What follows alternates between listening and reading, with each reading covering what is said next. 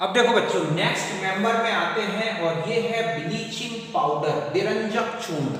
Okay, इसका जो chemical name है वो है बेसिक कैल्शियम क्लोरो हाइपोक्लोराइड। ऐसा क्यों?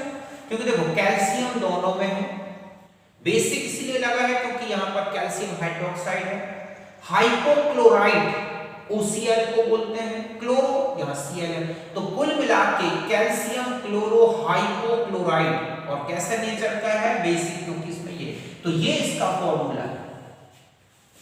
अब इसमें आ जाते हैं कि इसकी एक्टिव स्पीशीज क्या है। तो देखो इन दोनों में अगर आप देखें तो कैल्शियम 2+ स्टेट में है, इसमें 2 क्लोराइड है, इसमें 2 OCl है। हम इसको ऐसा लिखते हैं, ठीक है, कि यहां पर Cl- भी है और Cl+ भी है। तो हम एक क्लोरीन के साथ अगर दोनों को ऐड करके ऐसा लिखते हैं तो हम ऐसा लिख सकते हैं CaOCl या CaOCl2। ध्यान रखें इसमें 2 टाइप्स के क्लोरीन लिखते हैं।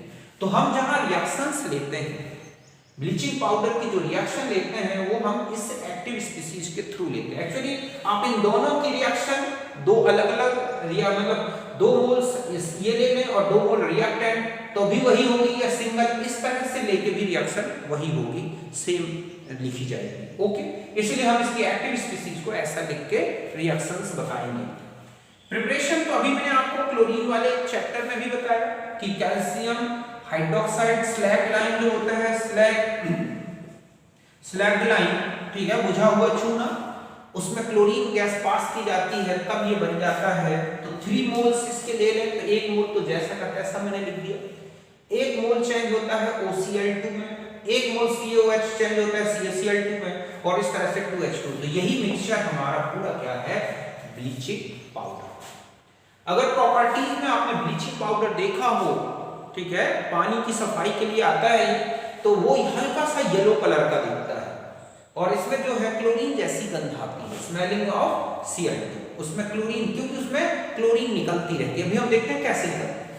पार्शियली सॉल्युबल इन वाटर, अगर आप वाटर में डिसॉल्व करोगे तो ये इस तरह से ब्रेक हो जाता है। बाद में यही वाटर देखो इस तरह से, अगर हम ये देखें कि ये H+ है तो HOCl बनता है जो कि HCl+O में, और यही कारण है कि इसका एक्वस सॉल्यूशन जो होता है ब्लीचिंग पाउडर का, वो एक ऑक्सीडाइजर भी होता है और ब्लीचिंग एजेंट भी होता है, वो इसी ऑक्सीजन के कारण होता है। अभी हम कुछ इंपॉर्टेंट रिएक्शंस देखेंगे इसकी, जो कि ऑक्सीडाइजिंग नेचर से रिलेटेड है और ब्लीचिंग एक्शन से रिलेटेड है।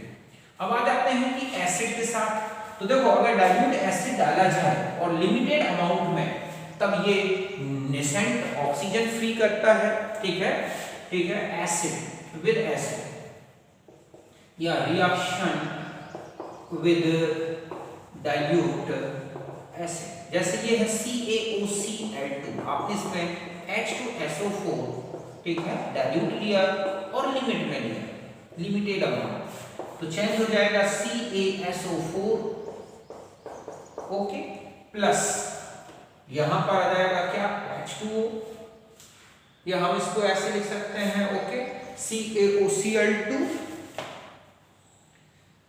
प्लस CaSO4, तो यहां पर 2 मोल ले लें तो CaSO4 प्लस CaCl2, ओके। और देखो क्या बनेगा, तो CaSO4 हो गया, इसके साथ ही ये हो गया CaCl2, और अब आपके पास बचा क्या? 2 ऑक्सीजन बचे, ओके। क्लोरीन कितने हैं आप यहां देख रहे हैं?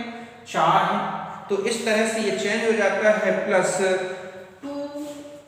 2HClO।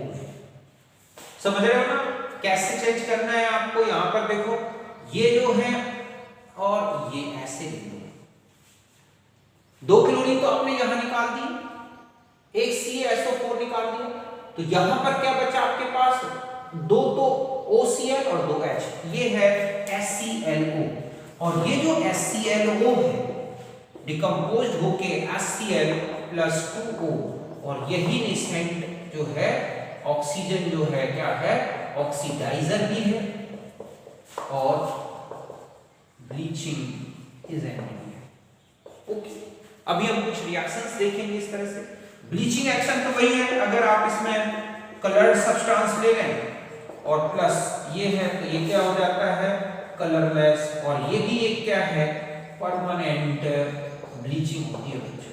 और पूछा जाए किससे, तो ये ऑक्सीडाइजिंग नेचर के।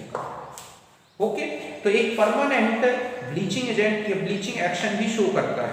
अब हम इसकी कुछ इंपॉर्टेंट ऑक्सीडाइजिंग नेचर भी देखेंगे। देखो, तो ये तो हो गई ब्लीचिंग एक्शन, ये क्या है ब्लीचिंग एक्शन, इसलिए इसका नाम है ब्लीचिंग पाउडर। क्योंकि अगर इसमें कोई भी कलर सब्सटेंस रखा जाए इसके एसिडिक सॉल्यूशन में या एक्वस सॉल्यूशन में, तो आप देखोगे वो कलरलेस हो जाता है और एक परमानेंट कलरलेस होता है। तो इसमें एक परमानेंट ब्लीचिंग है। अगर हम इसकी ऑक्सीडाइजिंग नेचर की बात करें, जैसे अभी मैंने आपको क्लोरीन में बताया था कि ऑक्सीडाइजिंग नेचर भी जैसे क्लोरीन का होता है, जस्ट बिल्कुल ऐसा ही इसमें कैसे हो जाएगा। देखो कि यहाँ पर आपने देखा HClO है, तो ये बना HCl प्लस क्या O। अब ये जो है ऑक्सीडाइजर है, क्या है ऑक्सीडाइजर, जैसे 2Ki plus H2O plus O, तो क्या हो जाएगा KOH, ओके, प्लस आयोडीन। ऐसे ही फेरस सल्फेट ले लिया जाए प्लस H2SO4 थोड़ा सा मिला के, ठीक है, ये H2SO4 तो ऑलरेडी रहता है इसमें, तो ये चेंज कर देता है FeSO4 whole thrice plus H2O। Okay, तो ये इस तरह से स्पीसीज को ऑक्सीडाइज करता है H2S प्लस O, तो H2O प्लस S। ओके, इसी तरह से और भी रिएक्शन दे सकते हैं, Na3ASO3 प्लस ये है तो Na3ASO4। ओके, इस तरह से ये इसकी क्या है ऑक्सीडाइजिंग नेचर की कुछ इंपॉर्टेंट रिएक्शंस हैं। और अगर हम यहाँ पर, ये तो मैंने बताया कि जब आप डाइल्यूट H2SO4 लें और लिमिटेड अमाउंट में लें तो इस तरह से HClO बनता है। ये HClO ही क्या है ऑक्सीडाइजर भी है और ब्लीचिंग एक्शन भी शो करता है। बट अगर हम यहाँ पर एसिड की कंसंट्रेशन ज्यादा बढ़ा दें, ओके, तो यहाँ पर इस तरह से रिएक्शन हो जाती है कि CaOCl2 प्लस H2SO4। अगर आप ये एक्सिस में ले लेते हैं, ओके, तो इस तरह से अगर हम इसको एक्सिस में लेते हैं तो रिएक्शन क्या हो जाएगी कि यहाँ पर CaSO4 plus H2O plus Cl2, ये क्लोरीन बाहर आ जाता है। तो इस तरह से कितने कैल्शियम क्लोराइड से कितनी क्लोरीन रिलीज होती है, तो 100 ग्राम से कितनी रिलीज होगी, इससे हम अवेलेबल क्लोरीन को मेजर करते हैं। पहले यहां तक लिख लें, फिर हम एक पॉइंट और नोट करेंगे।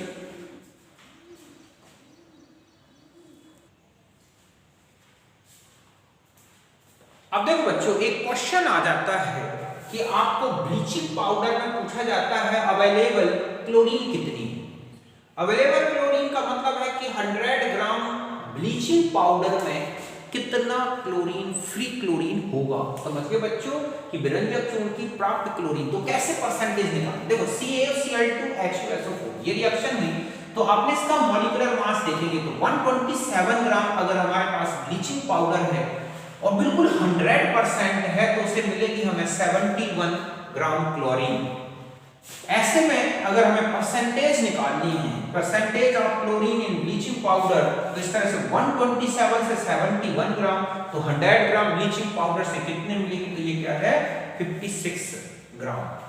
ओके, इसको हम लिखेंगे 56 ग्राम, या हम क्लोरीन परसेंटेज लिखेंगे तो 56/100 ग्राम ऑफ, ठीक है, ब्लीचिंग पाउडर। कि 100 ग्राम ब्लीचिंग पाउडर में 56 ग्राम क्या होता है हमेशा उसमें क्लोरीन, मतलब 56% सीधा सीधा है। परसेंट क्या होगी Cl2, ये क्या होगी 56%।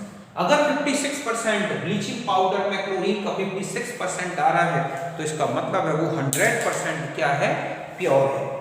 और इससे कम अगर आ रहा है तो इस परसेंटेज निकाल सकते हैं कि 100 ग्राम में 56 ग्राम होता है, तो हमें कितना ग्राम दे रखा है उसमें कितनी, या फिर हमें क्लोरीन का परसेंटेज पता हो तो भी हम निकाल सकते हैं कि वो कितने परसेंट जो ब्लीचिंग पाउडर है वो कितने परसेंट प्योर है। सीधा सा है कि जब 100 ग्राम लेते हैं, ठीक है, प्योर, तब क्लोरीन कितनी होती है 56%। या हम सीधा ऐसा लिख सकते हैं कि 56% तब ये 100 ग्राम होगा। अब मान लो 25% है तो कितना होगा, तो इतना हमें ब्लीचिंग पाउडर, इसको कैलकुलेट कर लें, इतना ब्लीचिंग पाउडर लेंगे तब हमें उसमें सही मात्रा में क्लोरीन मिल पाएगी। ओके, तो ये था ब्लीचिंग पाउडर। अगर आप इसके यूजेस पूछ रहे तो बिल्कुल यूजेस वैसे ही हैं जैसे क्लोरीन के। स्टरलाइजिंग ऑफ वाटर में ब्लीचिंग पाउडर का यूज होता है। इसके अलावा आप देखोगे ब्लीचिंग एक्शन में भी यूज होता है ब्लीचिंग पाउडर का। क्यों? क्योंकि उसमें भी क्लोरीन ही होता है। ओके, तो क्लोरीन की जो एक्शन प्योर क्लोरीन के साथ है वही ब्लीचिंग पाउडर में भी होती है। तो इसके जो यूजेस हैं वो क्लोरीन जैसे ही होते हैं। तो ये था हमारा ब्लीचिंग पाउडर के बारे में।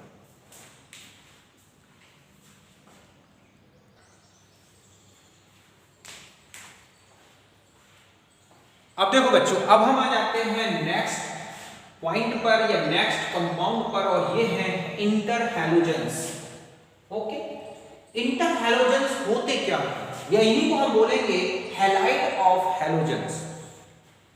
ओके, कि जब हैलोजन एलिमेंट्स, टू और more different types of halogens, minimum two तो होंगे ही। ओके, तो जब क्या है कि व्हेन टू डिफरेंट हैलोजेंस एक दूसरे से रिएक्ट करते हैं तो अब जो हैलाइड बनता है उसे ही हम क्या बोलते हैं, इंटरहैलोजन। फिर से सुने, टू डिफरेंट टाइप्स के क्या हो, हैलोजेंस जब एक दूसरे से कंबाइंड होते हैं तो बना हुआ कंपाउंड क्या कहलाता है, इंटरहैलोजन। ये लिखा है कि when two different halogens react with each other, ठीक है, interhalogen compounds are formed, they can have general composition. समझ गए बच्चों कि जब दो प्रकार के हैलोजन तत्व क्रिया करते हैं तो अंतर हैलोजन बनते हैं। इनको इस तरह से इनका कॉम्पोजिशन इस तरह, आप ध्यान से देखिए, AX 1:1 में है दोनों, यहां X ये हो सकते हैं FClBr, समझ गए ना, और A हो सकता है ClBrI। क्यों? क्योंकि F सेंट्रल एटम नहीं हो सकता। यहां पर ध्यान रखें, ये सेंट्रल एटम होगा, क्या होगा, सेंट्रल एटम, और ये है इसका बॉन्डेड एटम जो जुड़ा हुआ। तो यहां पर X तो ये हो सकते हैं कि ये हो सकता है ClBr, और जो A है वो है ClBrI। अब देखो कैसे, जैसे आयोडीन है तो आयोडीन का F के साथ भी कंपाउंड बनता है, Cl के साथ भी बनता है Br, तो ICl हो सकता है, IBr, IF हो सकता है, क्योंकि ये बड़ी साइज का है, ये इन तीनों को अपने साथ जोड़ सकता है। ध्यान रखें, जो सेंट्रल एटम होगा वो बड़ा होगा और उसके साथ जो इंटर हैलोजन बनेगा वो हमेशा छोटे हैलोजेंस के साथ बनेगा। अब जैसे मैं कहूं कि ब्रोमीन का किसके साथ बनेगा, तो ब्रोमीन केवल दो के साथ ही बनाएगा, फ्लोरीन और क्लोरीन के साथ। और अब आता है कि क्लोरीन किसके साथ बनाएगा, अगर हम क्लोरीन को सेंट्रल एटम रख देंगे तो वो किसके साथ बनाएगा, तो वो केवल फ्लोरीन के साथ। ध्यान रखें, अब Br का अगर आ जाए तो Br से तो ब्रोमीन ही बन जाएगा, तो Br का इससे हो सकता है Br, तो BrF हो सकता है BrCl। और अब आ जाते हैं क्लोरीन का, तो क्लोरीन का ब्रोमीन के साथ तो हो नहीं सकता, क्लोरीन का क्लोरीन के साथ तो हैलोजन ही हो जाएगा, केवल इसके साथ हो सकता है, तो इसका क्या बन सकता है, ClF। तो मोनोहैलाइड्स कितने पॉसिबल हो गए, समझ गए आप, कि अगर हम सेंट्रल एटम पहचान जाएं तो ध्यान रखें ये बड़ा होगा तो X, यहां पर अगर साइज की बात की गई हो तो ध्यान रखें एक ही साइज X से बड़ी होनी चाहिए, तभी ये कंपाउंड बनेगा। Means iodine, bromine, chlorine, fluorine तीनों के साथ बना सकता है। अगर हम ब्रोमीन लेंगे तो वो क्लोरीन और फ्लोरीन के साथ बना सकता है, और अगर हम सेंट्रल एटम क्लोरीन लेंगे तो केवल फ्लोरीन के साथ बनेगा, और यही रूल सबके साथ लगेगा। अब हम आ जाते हैं AX3 में, तो यहां ध्यान रखें कि X जो होता है मेनली फ्लोरीन और क्लोरीन होते हैं, और A जो होगा, अब आप यहां देखें कि कौन किसके साथ बन सकता है, तो ClBrI। अगर मैं कहूं आयोडीन दिया जाए तो आयोडीन फ्लोरीन के साथ भी बना लेगा, क्लोरीन के साथ, Br के साथ, लेकिन वो स्टेबल नहीं क्योंकि ब्रोमीन बड़ी साइज का हो जाता है, तो इसका इसके साथ भी बन सकता है, इसका IF3 हो सकता है, ICl3 हो सकता है, IBr, हम यहाँ चाहें तो Br भी लिख सकते हैं, लेकिन उतने स्टेबल नहीं है, फिर भी लिख दें, तो F के साथ भी हो सकता है, Cl के साथ Br। अब Br का है तो Br का Br के साथ तो बन नहीं सकता, तो Br का किसके साथ, Cl और इसके साथ, तो BrF3 और BrCl3। और अगर हम क्लोरीन की बात करें तो केवल फ्लोरीन के साथ बनेगा, तो बिल्कुल ऐसा ही कॉम्पोजिशन दिख रहा है जैसे पहले वाले में। अब हम आ जाते हैं AX5 में, यहां पर BrF और Cl लेना है, Br के साथ उतने स्टेबल कंपाउंड नहीं है, तो आयोडीन देखो इसके साथ भी बना सकता है, इसके साथ क्या बन जाएगा, IF5 ICl3। ब्रोमीन भी फ्लोरीन और क्लोरीन के साथ बनाता है। बट अगर हम फ्लोरीन इसकी बात करें Cl की, तो Cl के साथ Cl तो बन ही सकता, Cl का F के साथ बनेगा लेकिन बहुत ज्यादा स्टेबल नहीं है। तो इस तरह से हम ये कहेंगे कि क्लोरीन के साथ फ्लोरीन का बना तो सकते हैं कंपाउंड, लेकिन उतने इंपॉर्टेंट नहीं है। तो हम यहाँ पर Br का किसके साथ बना दिया, F के साथ, Br का Cl के साथ। अगर हम ये कहें कि BrCl5 और ClF5, तो ये लेस स्टेबल होंगे, ओके, क्योंकि इस तरह से 5-5 क्लोराइड, एक छोटे ब्रोमीन या छोटे क्लोरीन के साथ 5 क्लोराइड अनस्टेबल, तो हम इस तरह से इनको अनस्टेबल कह सकते हैं।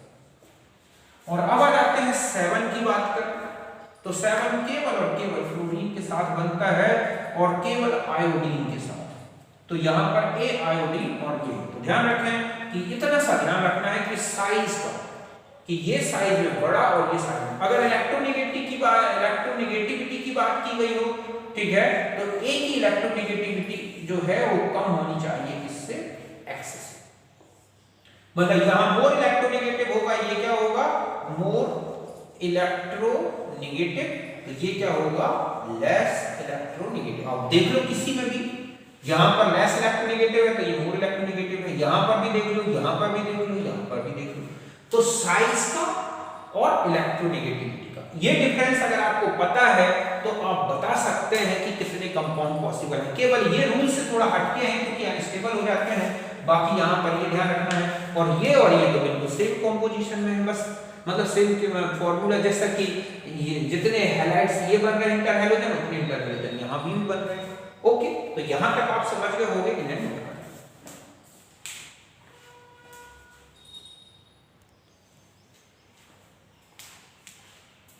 अब देखो बच्चों, अब हम आ जाते हैं इनकी प्रिपरेशन के बारे में। तो अगर हमें ये वाले बनाने हैं AX टाइप के, तो इन्हें 1:1 में लिया जाए, इक्वोमोलर में रेशियो में, और इनको हीट किया जाए तो ये बन जाता है। जैसे I2Cl2 1:1 में लिया जाए तो ICl, Cl2F2 तो ClF, जस्ट ऐसा ही, ठीक है। जब हमें ये AX3 टाइप के बनाने हैं तो इनका ये रेशियो दिया जाता है और इनको हीट किया जाए तो ये बन जाते हैं। जैसे Cl2 573 केल्विन पर ये बनता है, ऐसे ही Br और F2 373 केल्विन पर, सॉरी 573 केल्विन पर ये बनता है। ऐसे ही अगर मान लो हमें 5 वाले बनाने हैं तो ध्यान रखें हैलोजन को एक्सिस में लिया जाता है, बहुत अधिक एक्सिस में, तब ये बन जाते हैं। और इस तरह से 7 बनाना है तो IF5 और फ्लोरीन की रिएक्शन 270 डिग्री सेंटीग्रेड पर, तो ये बन जाता है IF7। तो इस तरह से सीधा सा है, अगर हमें हैलोजन जो X बढ़ाना है तो उसका रेशियो बढ़ाते हैं, जितना ज्यादा एक्सिस में हैलोजन होगा दूसरा X, ये वाला X वाला हैलोजन, ध्यान रखें उतने ही ज्यादा हैलोजन एटम्स जुड़ेंगे। और अगर ये हैलोजन एक्सिस में है तो इस तरह के बनेंगे AX टाइप के। अब हम आ जाते हैं प्रॉपर्टीज में, तो ध्यान रखें कि ये लगभग सॉलिड लिक्विड गैस सभी स्टेट्स में मिलते हैं। जो छोटे हैलाइड्स हैं जिनमें AX टाइप के, आप देखोगे ज्यादातर ये गैस है क्योंकि इनके मॉलिक्यूलर मास काफी कम होते हैं और ये कोवैलेंट मॉलिक्यूल्स हैं, तो ज्यादातर जो AX टाइप के हैं आप देख रहे हैं गैसियस स्टेट में मिलते हैं। कुछ भारी जैसे ICl, IBr ये जरूर सॉलिड में है, लेकिन क्लोरीन, ब्रोमीन के जो क्लोराइड, फ्लोराइड, ब्रोमाइड्स देख रहे हैं आप इनके, ये गैसियस में है। ICl और IBr ही सॉलिड में है। इनमें चले जाओ तो यहाँ पर ClF3 हल्का होने के कारण गैस में है, बाकी Br लिक्विड है और ICl3 सॉलिड है, क्योंकि आयोडीन बड़ा है, ब्रोमीन थोड़ा छोटा है, तो लिक्विड है, और Cl सबसे छोटा है तो गैसियस फॉर्म में है। तो गैस, लिक्विड और इस तरह से इनमें चले जाएं तो ज्यादातर ये सॉलिड या लिक्विड है। IF5 जो है सॉलिड है, बाकी ये देख रहे हैं लिक्विड, क्यों, क्योंकि यहाँ पर आयोडीन काफी बड़ी साइज का है इसलिए सॉलिड, बाकी ये दोनों लिक्विड में है। IF7 गैस है क्योंकि प्योरली कोवैलेंट कंपाउंड है, बहुत ज्यादा कोवैलेंट नेचर होने के कारण ही ये गैसियस फॉर्म में होता है। अब नेक्स्ट आते हैं, नेक्स्ट है कि कोवैलेंट मॉलिक्यूल्स, ये जैसे हैलोजेंस होते हैं वैसे ये भी कोवैलेंट मॉलिक्यूल है, लेकिन more reactive than constituent halogen due to polar nature, but इनकी जो रिएक्टिविटी है वो नॉर्मल हैलोजन से कहीं ज्यादा है, बस फ्लोरीन को छोड़ दें, ये फ्लोरीन से तो कम रिएक्टिव है। फिर से सुने, ये फ्लोरीन से कम रिएक्टिव है, बाकी जितने भी हैलोजेंस है, चाहे वो Cl2 हो, Br2, I2 हो, उन सबसे इंटर हैलोजन कहीं ज्यादा एक्टिव होते हैं। रीजन है इनमें पोलर नेचर होना, ये इजिली प्लस माइनस में ब्रेक हो जाते हैं। नेक्स्ट है कि बॉइलिंग पॉइंट और मेल्टिंग पॉइंट की बात करें तो इनके मेल्टिंग पॉइंट और बॉइलिंग पॉइंट इनके कॉन्स्टिट्यूएंट हैलोजन से ज्यादा होंगे।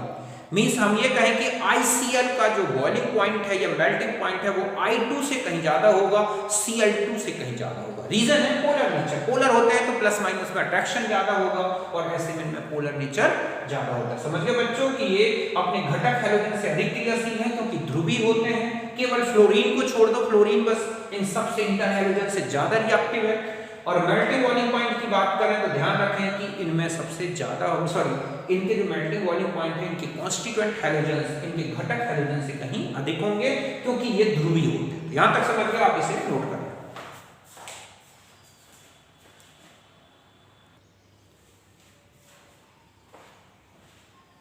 अब देखो बच्चों, अब मैं आपको बता देता हूं इनका हाइड्रोलिसिस। सबसे इंपॉर्टेंट टॉपिक है ये वाला हाइड्रोलिसिस। बहुत क्वेश्चन है कि AX3 है या मान लो आपको दे दिया गया ClF3, इसका हाइड्रोलिसिस होगा तो कौन सा एसिड बनेगा, ऑक्सी एसिड, और कौन सा हाइड्रो एसिड बनेगा। तो देखो कैसे पहचानना।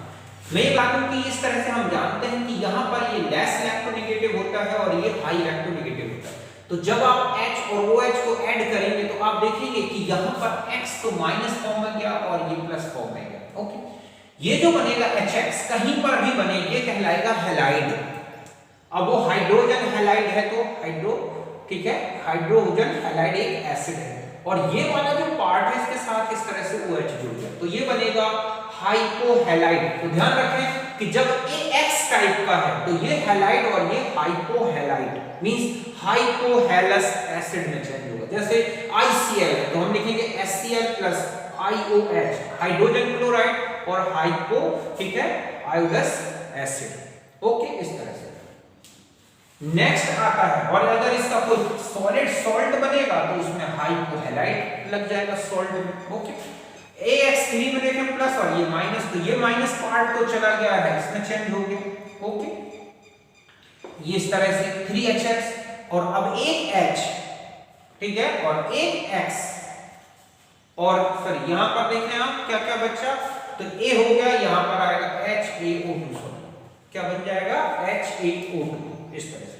तो यहां पर अगर AX3 टाइप का इंटर हैलोजन है और उसकी हाइड्रोलाइसिस की गई है तो ध्यान रखना है कि यहां पर ये वाला कंपाउंड बनेगा, क्या, HaO2। यहां पर जो इसका पॉजिटिव चार्ज था 3+ वही यहां पर रहेगा, कोई रिडॉक्स रिएक्शन नहीं है ये। ओके, और इसे हम बोलेंगे हैलाइड कंपाउंड या ये है हाइपोहैलस, तो ये क्या हो जाएगा, हैलस एसिड। जैसे ClF3 तो F तो गया HF में और Cl हो गया इस तरह से HCl, क्लोरस एसिड। नेक्स्ट में चले जाएं AX5 और H2, तो यहां पर A लिखना है, ओके, तो यहां पर अगर आप देखें कि 5+ है तो यहां पर भी ये 5+ में ही रहेगा। ओके, इस तरह से आपको मिल गया ये क्या, हैलिक, या ये हैलाइड हो गया तो ये हैलिक एसिड में चेंज हो गया। BrF5 में तो 5 ये हो गया और ये बन गया HbRO3, ब्रोमिक एसिड। अब हम आ जाते हैं 7 वाले, तो यहां पर 7+ है तो ध्यान रखना है यहां भी 7+ आ जाएगा HiO4 में इस तरह से, तो यहां पर ये बन जाएगा परहैलिक एसिड। तो यहां पर चूंकि केवल आयोडीन के साथ ही पॉसिबल है तो ये परआयोडिक एसिड। तो ध्यान रखें कि जो ऑक्सीडेशन स्टेट यहां रहेगी उसी ऑक्सीडेशन स्टेट का आपको क्या बना देना है, ऑक्सी एसिड। यहां पर 1+ है तो हाइपोक्लोरस एसिड, यहां पर 3+ है तो क्लोरस एसिड, यहां 5+ है तो, ठीक है, हैलिक एसिड, या जैसे यहां पर था 1+ तो हाइपोहैलस एसिड, 3+ था तो हैलस एसिड, 5+ था तो हैलिक एसिड और 7+ था तो हाइपोहैलिक एसिड, परहैलिक एसिड बना देना है। मतलब आपको इस पूरी रिएक्शन में कोई रिडॉक्स रिएक्शन नहीं लिखनी, केवल आयनों का एक्सचेंज हुआ है, वाटर का इससे जुड़ गए हैं और इस तरह से कंपाउंड बन गया है। अब हम आ जाते हैं स्ट्रक्चर्स के बारे में। तो देखो हाइब्रिड ऑर्बिटल्स निकाल लो आप, ये क्या है लिखा है मैंने, हाइब्रिड ऑर्बिटल्स। तो 7 + x/2, जहां 7 मतलब इनके वैलेंसी इलेक्ट्रॉन है सेंट्रल एटम के, x का मतलब ये हैलोजन देखना है और फिर 2 से डिवाइड करना है। जैसे AX है तो 7 + 1/2 तो कितना हो गया 4, 4 मींस sp3 हाइब्रिडाइजेशन। इसमें 3 तो लोन पेयर है और एक ही बॉन्ड दिखेगा, क्यों? क्योंकि हाइब्रिड ऑर्बिटल 4 है लेकिन x तो एक ही जुड़ा है, इसका मतलब बाकी हाइब्रिड ऑर्बिटल्स में क्या है, लोन पेयर। अब यहां आ जाए तो यहां 7 + 3/2 5 मींस sp3d। हम जानते हैं कि ये टी शेप होगा, मैंने आपको पहले ही बताया है ऑक्सीडेशन स्टेट बताने में कि ये दो लोन पेयर वहां आएंगे जहां पर s कैरेक्टर ज्यादा है। तो यहां पर जो इक्वेटोरियल पोजीशन है, इक्वेटोरियल पोजीशन में जो है s कैरेक्टर ज्यादा होने से लोन पेयर हाई ठीक है इलेक्ट्रोनेगेटिव जो ऑर्बिटल्स होती हैं उन्हीं में स्टेबल है। तो ये है टी शेप। अगर नेक्स्ट आ जाए हम इसके बाद स्ट्रक्चर नेक्स्ट का, ठीक है, कि आपको इसमें देखना है कि AX5 है तो आप क्या लिखेंगे यहाँ 7 + 5, ओके, ये 7 + 5/2 मींस 6 और ये हो जाएगा sp3d2। और हम जानते हैं कि हमारे पास ऑर्बिटल 6 हैं लेकिन यहाँ हैलोजन 5 ही जुड़ रहे हैं तो एक लोन पेयर है। तो इसका जो स्ट्रक्चर होता है मैंने पहले बताया है, ये कैसा हो जाएगा, यहाँ n, यहाँ x x x x, तो यहाँ एक लोन पेयर रख दें, यहाँ x रख दें। ये जो कंपाउंड है ये क्या है, स्क्वायर पैरामिडल। कैसा है, स्क्वायर पैरामिडल, ओके। और IX7 में तो आप सीधे जानते हैं कि ये हो जाएगा 7 + 7/2 sp3d3 और ये जो है पेंटागोनल Y पैरामिडल होता है। Fluorine fluorine, okay, fluorine fluorine fluorine, इस तरह से ये है पेंटागोनल Y पैरामिडल स्ट्रक्चर। तो ये थे इनके स्ट्रक्चर्स के बारे में। तो यहां तक समझ गए होंगे, इसे नोट कर।